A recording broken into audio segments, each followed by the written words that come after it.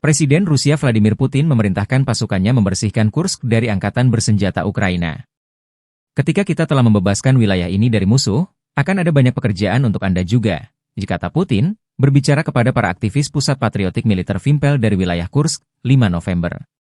Putin menambahkan kemenangan tidak mungkin diraih tanpa relawan yang mendukung para pejuang di garis depan.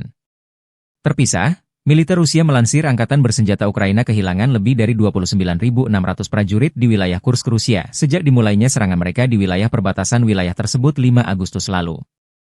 Secara total, selama operasi militer di arah Kursk, musuh kehilangan lebih dari 29.600 prajurit, 184 tank, 106 kendaraan tempur infanteri, 107 pengangkut personel lapis baja, 1078 kendaraan tempur lapis baja, 808 mobil, 259 artileri, 40 peluncur sistem roket peluncur ganda, termasuk 11 HIMARS dan 6 MLRS, kata Kementerian Pertahanan Rusia.